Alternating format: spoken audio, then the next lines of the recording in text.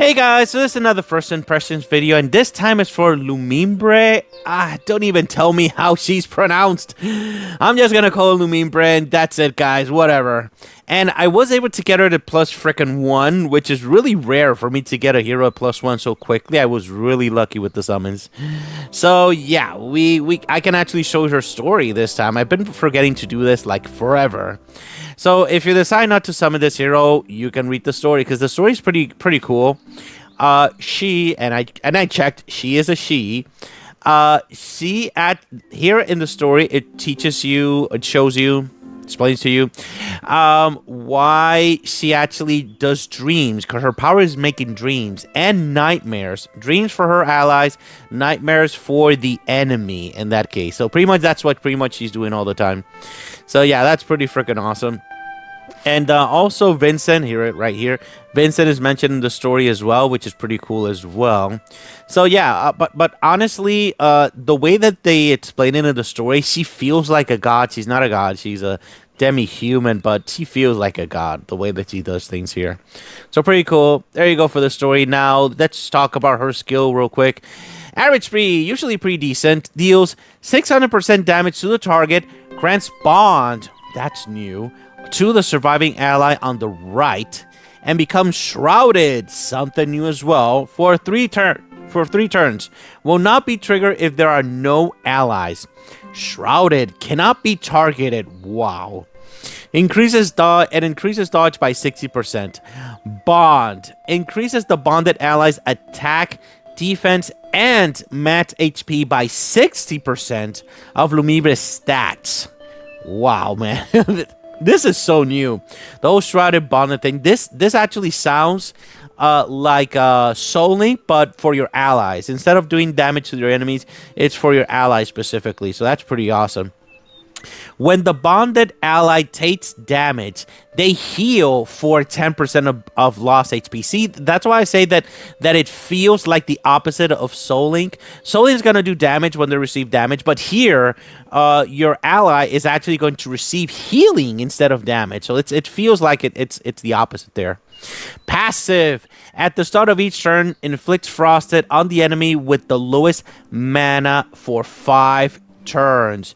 So pretty much this is, remember, Frosted is not like the full freezing hard. It's the one that actually gives minus 33% mana gain for the target there.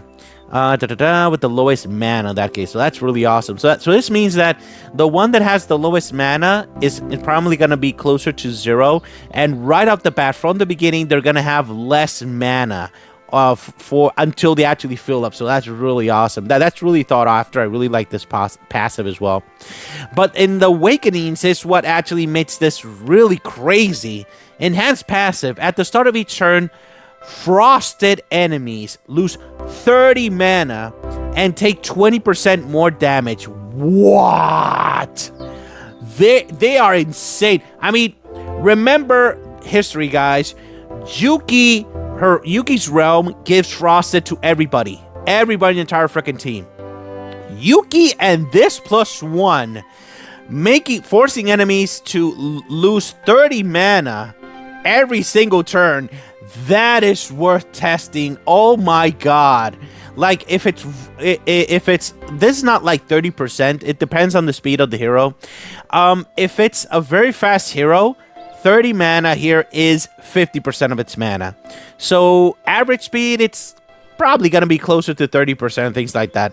So if you play your cards right, and when I say cards, I mean stones. If you activate your stones correctly, and they don't get mana so quickly, this could be really relevant in the right situation. Probably not so good in 2x mana, and later on in the fight in PvP, but yeah, that could be relevant. That's something we need definitely to test. And I may test it live, but we'll see. We'll see, guys. And something very important as well. Frost effects applied by this hero are no longer treated as a debuff. So that means that every single time the hero has the enemy hero that has the least amount of mana is gonna get frosted. It can't be cleansed. and they're always going to lose that 30 mana. So that's a really powerful combination. This +1 has a lot of potential, and this 20%, yeah, that's a lot of cool things there. +2 is the usual 10%. The +3. This +3 feels like a +5, honestly. Enhanced Bond. Bonded allies get control immunity. Whoa! This is going to be the main reason why you're going to get this. Probably going to want to have this hero is to make your strongest hero in your entire freaking team immune to control stuff like stun, sleep, everything, guys. Everything. Silence. My God. Everything, guys. So that's going to be freaking amazing. This +3 is, yeah, that's good. That feels like a +5, honestly.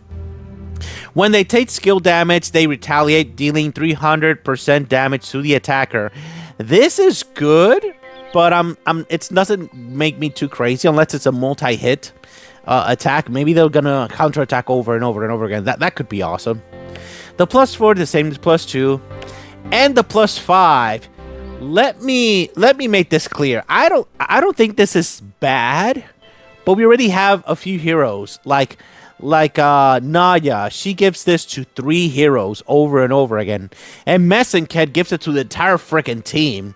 So giving this ability to only one hero, which is the one that is bonded, and only pretty much works. Let's see, it only triggers once per turn. Triggers once per bond activation. So that's the difference. I think that's the big difference. When she goes off, they'll get that protection. She goes off again, so you get that protection. Okay. Now that I see it that way, that means that the hero that is bonded is always going to have that. But that's going to make you want to kill her instead. So that is really valuable in that case. In PvP, this is now that I think about it, it is going to be a lot more relevant than you may imagine. 60% dodge and not be able to be target. Oh my God. Man, I really need to see this hero in action, guys. I really need to see this hero in action because this +5 now it has make my brain tingle with possibilities. This is not the type of hero that's gonna do a bunch of damage, but the combinations, the possibilities. My God, guys, that is so awesome. But we're gonna test her out real quick here. Nothing too fancy. Pretty much the same old here. I'm just gonna show off the actual abilities here. Add +5. Hopefully you can just... There we go. So let's see. We don't have anything. So right now she has 1,528. So we're going to pass it here to Tygroth. Okay, thanks. And as you can see, that little flower thing means that he's immune to pretty much everything that will make him not do anything. So there you go. You had that extra attack. Defense, and HP. I should have checked Tygroth beforehand. But don't worry, I'm going to do that a little later. So as you can see, this is the frosted enemy. Has 20%, 33% less mana gain and 20% more damage taken. So that's pretty much the whole thing that she's pretty much doing. Besides the whole shrouded cannot be targeted and dodged by 60%. So people are going to have a hard time killing her. And also going to have problems at +5 killing the one that she's actually powering up. So that's really awesome. What worries me is that she may be killed easily if she's not in this state. She will need to go off over and over and over again. So this won't be a problem. And she will be able to be stunned. So you do have to take that into account. If she gets prisoned, she's going to get a lot of problems, guys. A lot of problems. And we're going to jump out of this because we already saw what we actually wanted to see. And everybody can actually do this. Now, I'm trying to save time here, as you can see. So right off the bat, I'm going to clear off a few things here. Obviously, I want to go ahead and answer a few questions with this. How much attack is she able to actually give in this situation? It is 60%. Let's activate. Oh, let me turn off this here. So right now we're checking. She has 25% attack. And she right now has 26,000 attack. And this buddy here has 25k. So we're going to see how high the attack is going to go up with her activating. All right, so let's see. We went up by 5k attack. And that is not her actual amount. So remember that she's actually getting buffed by attack here. So the amount it's actually receiving is 5k more attack and probably the HP and defense and things like that. In comparison, this hero has 9,000. And this, yeah, it's pretty much. I'm guessing that the amount of stack that she actually transferred to him is actually her base stack specifically. Well, let's see if I can actually activate more stones to raise her attack even more. Now 50%. Let me do a little bit more here. Let's see if I can get actually 75% attack. To see if I can get a higher amount of attack transferred here. 75%. Now you can see she has 30k. So I'm gonna, let me see, 30% here. I'm sorry, 30k and 30k attack. So now we're gonna activate again. How much did we get? We got the exact same amount. This means that even though you give her an attack weapon that raises her attack, in this case 75 freaking percent, it's not going to be transferred to the hero that you actually have bonded in that case. So you do have to take that to account. So it's pretty much 60% of her base stats. A base stats or the stats that she has before receiving buffs. One of the two. I would actually need to test a little bit further to actually answer that question for you. If it's the base stats are really low, or her original stats, which is the attack that she actually has for resonance and all that stuff. But that's I mean, we're talking about 5k more attack and defense and HP, so that's a really big buff.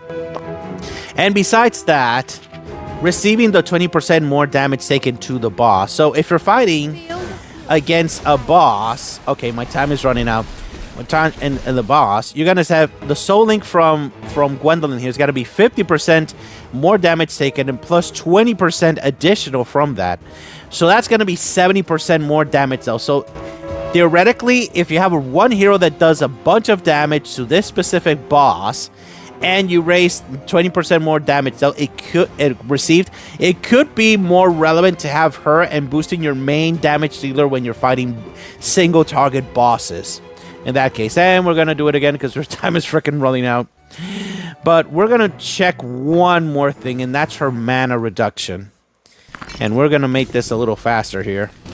How much did it have? Right off the bat, you can see that she has the enemy has the 33% frosted thing. Alright, you saw the mana go down. Let's do it again. Let's do it again. You saw that mana again. So that's going to help you out in making sure that enemies don't go off as much. But you do have to be mindful of how many stones you're going to throw at the enemy in that case. So I have heard from other players that using Abigail too much is gonna have problems in you activating the skills from the enemy, and it could be true in this case. So you may want to actually use a hero that is not her to actually create stones. In that case, if your objective is making sure that the enemy doesn't go off, you're probably safer using another hero that is not Abigail for that specific reason. Probably, let me show you the hero real quick. All the other blue heroes that can actually create stones. Outside of that, let's see. And that would be Nightingale. That's a good option. Alia obviously is a good hero, but she's not going to do as much damage. But still, it's creating stones and things like that. If your objective is to make sure that the enemy doesn't go off as much as possible with the skills, and obviously you're going to want to use probably I'm going to just test it right now. Why not? Let's test that right now. I'm going to do that in campaign. Oh my god. I really want to know if too weak. You know, a little bit stronger here. I really want to know, this is a good one. I really want to know if, let's do it like this. If we reduce the mana from everyone, let's see. Let me get her the weapon for stones here. Oh man. Let's see. Are we good? Let's switch here. Yeah. Probably you're gonna want a mana weapon on her because you do want her to go off like all the frickin' time. All right. Does these guys use skills? Oh my god, these guys don't use skills, so that's useless. I'm gonna have to attack somebody in arena instead, because that's guaranteed a place that there's going to be someone. Fuza, you're a lucky bastard. Let's see if it. Oh my god, I hate finding this. There's probably not a. I wonder. Are there realms? There's no realms. Ha! Alright, let's test this out here, guys. Let's put... Since there's no realms, Yuki will be able to do that. Let's see... Are there going to be stuns? No, there's not going to be stuns here. So, let's just go with Alia. Why not? So, Why do let me people switch... party? For the Yeah, sake let's of switch partying, runes it's just in case. I don't want to die too quickly here. Man, I really wanted to make this video shorter, but there's so much testing to be done. So let's test out this. Oh my god, if this happens. Okay. All right, let's just try to pass the turn.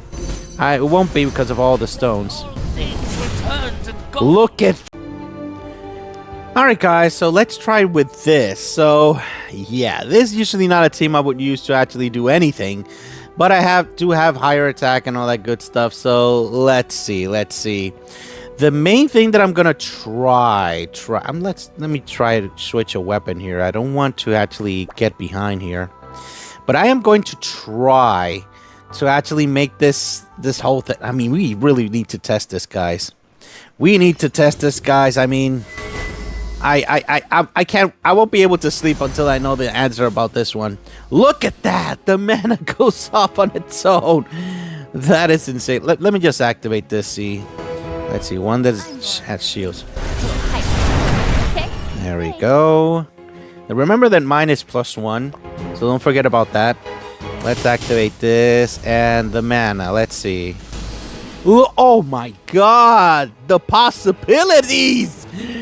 Oh my... In PvP, it's not even... Is this real? Is this hero a possible Zanya combo? Sanya counter? No. Could it be a Sanya counter? No way. Wait a second. Thanks. Oh my god, my brain. Oh my god, guys. This is insane. So Yuki and this gal could be a counter against Zanya. Let's see. And frickin' everyone, apparently. Oh my god. This is insane, guys. So if Zanya doesn't go off, she died.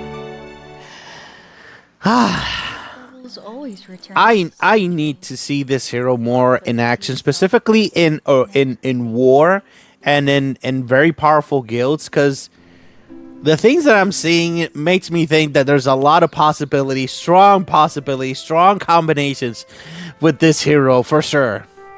Now let's talk about her weapon real quick here.